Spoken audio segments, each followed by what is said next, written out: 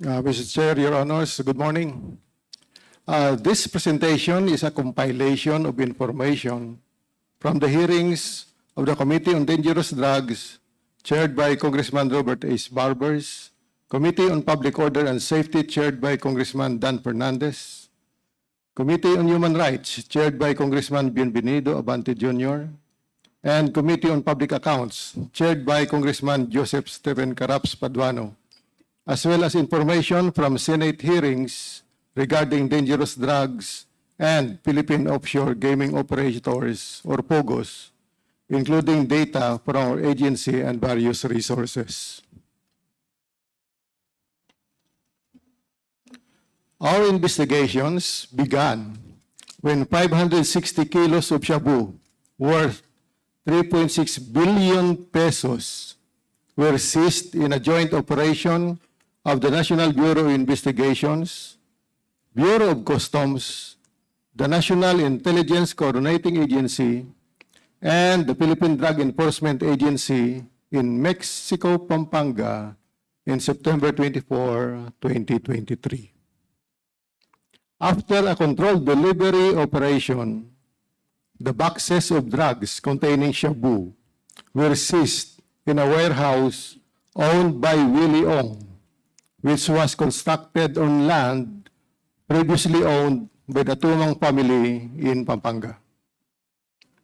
Willie Ong, also known as Kai Kui Meng, is one of the 5 identified incorporators of Empire 999 Realty Incorporated. Another incorporator of Empire 999 is IDT Young. IDT Young is an incorporator of 2 other companies, Golden Sun 999 Realty and Development Corporation, and Yatay Industrial Park Incorporated for their land acquisition. Aside from IDT Young, another incorporator of Golden Sun 999 Realty and Development Corporation is Rose Nono Lin.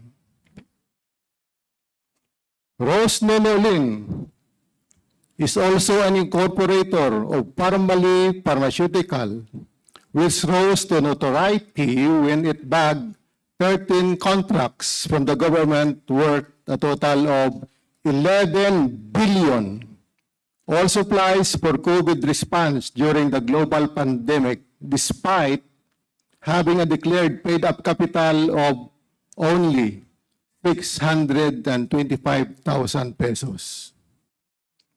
One co-incorporator of Rose Nono Lin in Parmalee Pharmaceutical Corporation is Michael Yang or Hong Meng Yang. Rose Nono Lin and Michael Yang are also co-incorporators of a certain Alan Lin in Piley Holdings Corporation. Alan Lin is the husband of Rose Nono Lin. A reliable informant of Philippine Drug Enforcement Agency positively identified that Alan Lin or Alan Jeffrey Lin also uses several other identities, namely Jeffrey or Jeff Lin, Ayong, Wexiong Lin or Lin Wexion, Alan Lim, and Wen Li Chen. According to this informant, Alan Lin is a close friend of then Special Assistant to the President, Christopher Bongo. Alan Lin is a casino junket operator who is involved in the kidnapping of high-roller Chinese gamblers in Okada, Manila.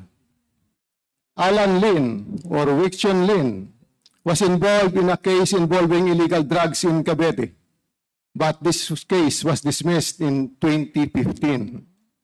Further, Alan Lin allegedly holds Vietnamese, Burmese, and Cambodian passports. Alan Lim and Michael Yang were linked by former PNP Colonel Eduardo Asierto in a drug matrix of the Johnson-Chua Drug Trafficking Organization, which Asierto revealed in 2017. Johnson-Chua is allegedly responsible for operating a drug warehouse in Cagayan de Oro City, the Shabu clandestine laboratory raided by PDEA in Dumoy, Davao City in 2004, and another Shabu laboratory in Bunawan, Davao City.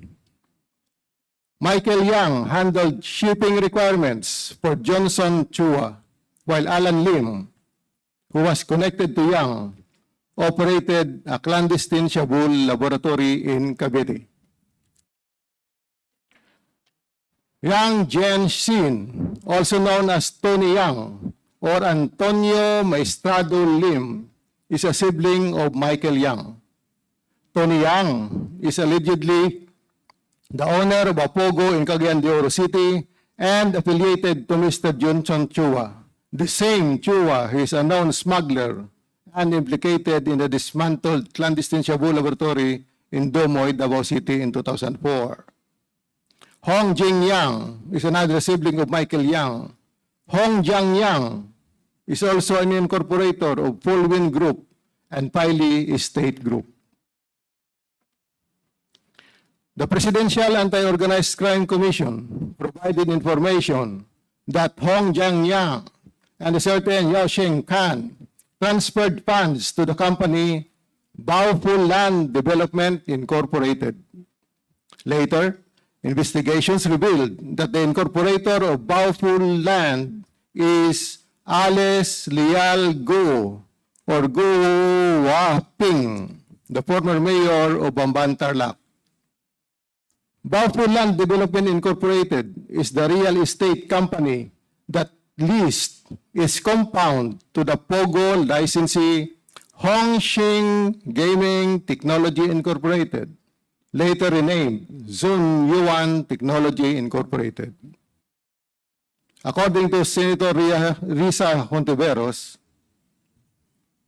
the money amounting to 3.3 billion pesos from Hong Kong, from Hong Jiang Yang and Yu Ching Kan was used to bankroll Hongxing Gaming Technology Incorporated. Hongxing Gaming Technology Incorporated built the POGO complex in Bamban, which was raided on March 13, 2024.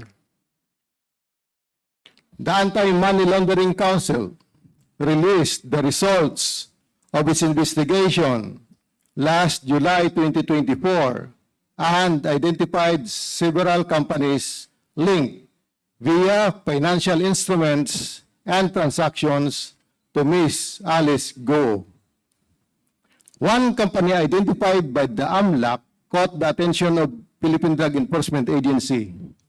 RMCE Metal Products Trading Company, which received fund transfers from Alice Go through QJJ Farm and her personal bank accounts. QJJ Farm is owned by Alice Go. RMCE Metal Products had been previously investigated by AMLAC and PDEA for having financial interactions with accounts of Concepcion M. Chua and her husband, Ronnie Chua. The Chua accounts had been previously identified by PDEA as instruments used for money laundering by convicted Chinese drug lord Wu Tuan Yuan, better known as Peter Ko. These accounts are the subject of money laundering cases, even as Peter Ko is serving his drug sentence in Sablayan Penal Farm in Occidental Mindoro.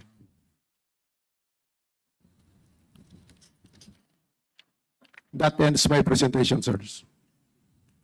Thank you, Deputy Director Gumban. May we know if you have a soft copy of that presentation? Can you please submit that to the committee?